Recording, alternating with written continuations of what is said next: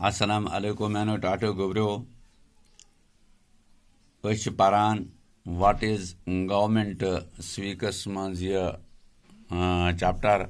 Atmanch Asim Sawal Winnie. Yatmanchi Sawal Asi fill in the blanks with given words at the end of the questions. Dapan Bunkin Asashim Khali Jai, Yambari Setui. Timo lafzो सहित यम जन लास्टस पे दिन आमद गेतर आमद दिन तो इमो सहित यम बरन कम खाली जाए गोडनथ खाली जाए यत question every country needs a dash dash to make different decisions यानी अत लिखमुत मे गवर्नमेंट यत वुचन ये कत गवर्नमेंट ये बोर अत यानी प्रथ कुन मुल्कस आसान जरूरत क्या government to make different decisions ताकि सह हेकन मुख्तलिफ यह फैसले नित दोयम the government has a job to protecting the dash dash of the country दपान गवर्नमेंटस हसा कम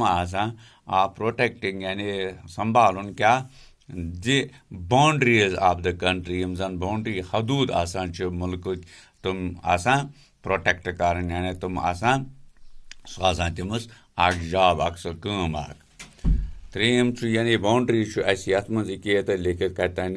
तुम वो ये कत बाउंड्रीज तो पे त्रेम part government works at dash dash different levels दपान गवर्नमेंट हसा करान यह पता कह डिफरेंट लेवल मुख्तलिफ लेवलन पे यानी कचन लेवलन पे सह वो ये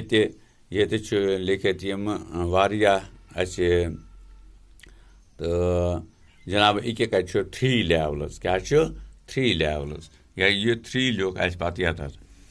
the government has the power to dash dash that it is decision the governments has a power to यानी कम खतर इट्स डिसीजन यम जन अम सद डिसीजन आसान फैसले आसान अत लोगमुत एनफोर्स तो यह एनफोर्स वो यह कत मन यानी इथे कन ानन तुम पे तम सात तो तुम हेकू ठीक पे यह बरी एनफोर्स ये ये बोर ये तो पे ब्या in a monarchy dash dash has the power to make decisions and run the government. तमाम मोनार्की गवर्नमेंटस मज तथ मज हसा हैज़ द पावर ताकत टू मेक डिसीजन्स यम सह बनावान कह त फैसले एंड रन द गवर्नमेंट पे हेकान गवर्नमेंट चलवित तो अस लोकमुत अत किंग आर क्वीन सह आसान क्या बादशाही आसान मलिका तो त्रो फिक्र यह वो यह कत मज ये कत किंग आर क्वीन यह हेकान अति कर तो पे अस ब्या in India there is a यानी हिंदुस्तान मज क्या यानी डेमोक्रेसी क्या यह डेमोक्रेसी लिख इथे कन लिखो तुम पे ब्या American woman got the right to vote in America मज जन जन तमो रोटुक यानी तिमन आव दिन राइट टू वोट यानी वोटुक हक कर आग दिन यानी अस लिखमुत 1920 यानी 1920 मज यह 1920 ये मज क्या ये कत यह 1920 लिख अस जवाब in England woman got the right to vote in 1928 दपान इंग्लिस्तान जन तस दुतुक जन यह वोटुक हक कर 1928 मज तो यह 1928 ये ऑप्शन आम दिन ये बरन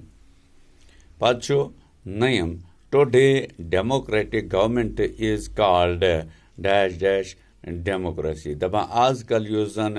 जन डेमोक्रेटिक गवर्नमेंट तो अत वनान क्या डेमोक्रेसी वनान अत वनान रिप्रेजेंटेटिव ये रिप्रेजेंटेटिव क्या एक रिप्रेजेंटेटिव डेमोक्रेसी थो याद तो यम इथे कन वुचन गोड कुस ई अत तिज सबक पोर्मुत अत मज ऑप्शन तो यमन ऑप्शन मज लेख यमन जायन लेखन तो यम पजन इथे कन गोड वुशन कुस कुस तो कुस कतत लगे तो रफिग्रे तो हटमट भरन कह ऊनी मूनी भरन कह गोड वुशन गोड तो कुस ऑप्शन कत ऑप्शनस पे लगे कत खाली जाय पे लगे तो तवे थो मे तुम यम ऑप्शन तो भरित योर पे कन तो बन कन तम लिखित अमी हिसाब भर